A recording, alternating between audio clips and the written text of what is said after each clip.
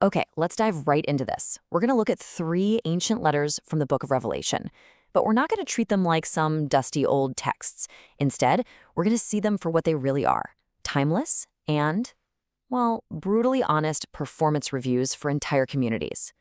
I mean, just imagine that for a second. What if your town, your church, your whole group got a completely unfiltered, all-knowing critique of its collective character? It's a pretty wild idea, right? And it's exactly what's happening in these letters. This isn't just ancient history. It's like looking in a mirror. So first up, we have the city of Sardis. And this is our big cautionary tale.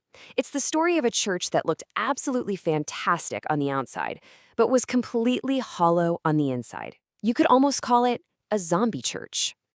And this slide just gets right to the heart of the shock. On one side, you have the reputation. They were seen as vibrant, busy, totally alive. One source even says they were a going concern, with meetings happening every single night. But then, you look at the other side, the divine diagnosis. And it's just blunt. You're dead.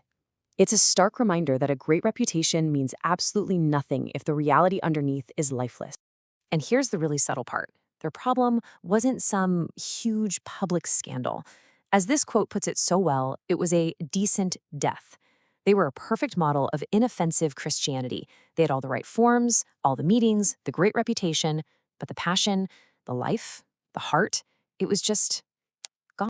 Now, this is where their spiritual problem starts to mirror their city's actual history. I mean, look at this place. Sardis was built on these crazy steep cliffs. It seemed impossible to conquer. But it fell. Not once, but twice. And not because they were overpowered, but because of simple carelessness. They got so overconfident in their defenses that they didn't even bother to post guards. They failed to keep watch. Sound familiar? But it wasn't a hopeless case. This divine review came with a 5-step recovery plan. And notice the very first command right there at number 1, be watchful. It's a direct echo of their city's greatest historical failure. They were being told to wake up, strengthen what little life they had left, and get back to the absolute basics. Okay, so let's move to our next city because it's a completely different story. In stark contrast to Sardis, we have Philadelphia. This isn't a cautionary tale at all. This is the hopeful model. This is the group that got an almost perfect, glowing review. And the praise they get starts with this really fascinating line. At first, you might read a little strength and think it's kind of a criticism, right? But it's actually a huge compliment. It means they were weak enough to know they needed to rely on God's strength, not their own. They weren't self-sufficient. And that, ironically, is what made them so powerful. Next up, they get praised for keeping the word. This is all about loyalty to the core message. You have to imagine, in a world with all sorts of competing ideas and pressure to compromise, they just held on to the truth they'd been given. They were solid, dependable. And finally, this one. They didn't deny his name. Now, this is so much more than just saying, yeah, I'm a Christian.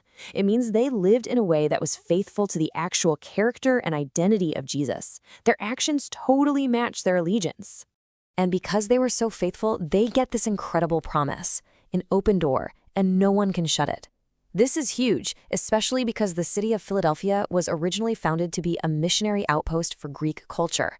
So now they're being given an unstoppable spiritual mission. Their weakness and their faithfulness unlocked an opportunity that no human power could ever take away. All right, now we come to our final city, Laodicea. And let me tell you, if any of these performance reviews feels like it was written for our world today, this is the one. This is the big, climactic warning against being spiritually indifferent. So to really get this famous lukewarm metaphor, you have to understand the city's plumbing. Seriously, Laodicea's water was piped in from these hot springs about 6 miles away. By the time it got to the city, it was this disgusting, tepid, unrefreshing temperature. They lived with the physical reality of lukewarm every single day. So Jesus takes this daily annoyance and turns it into a devastating spiritual diagnosis. You are so useless, you make me sick. So what made them so nauseatingly lukewarm?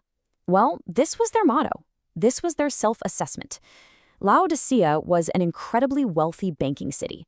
After a massive earthquake, they famously refused financial aid from Rome, basically saying, "We got this. We'll rebuild it ourselves." And that spirit of arrogant self-sufficiency totally seeped into the church. They figured their material wealth meant they were spiritually rich too. And this slide just reveals the terrifying disconnect between how they saw themselves and what the reality was. I mean, just look at this table. Everything they were proud of gets completely flipped on its head. Their financial wealth? No, you're spiritually poor. Their famous, expensive black wool clothes? Actually, you're naked. Their world-renowned eye salve? You are completely blind. They thought they had everything, but in reality, they had nothing.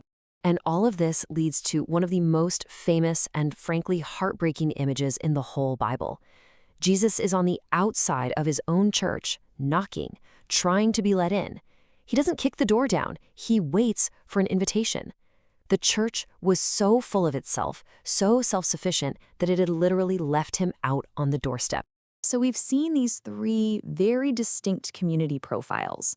And when you look at the specific order of all 7 letters in Revelation, this really fascinating theory has popped up.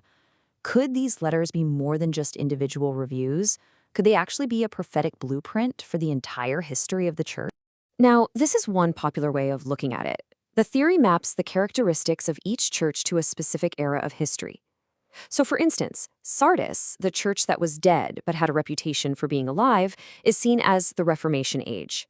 Philadelphia, with its open door for missions, seems to perfectly fit the great missionary movements of the 18th and 19th centuries.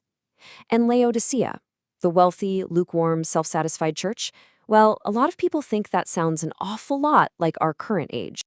But in the end, whether you see these letters as a map of history or just as powerful case studies, that warning from Laodicea just kind of hangs in the air. That final image of Jesus knocking, it forces a really personal question on all of us. It's not really about what church age we're living in. It's about our own hearts. It asks us to look right past our reputations, past our self-sufficiency, and just decide who's really on the inside and who's on the outside.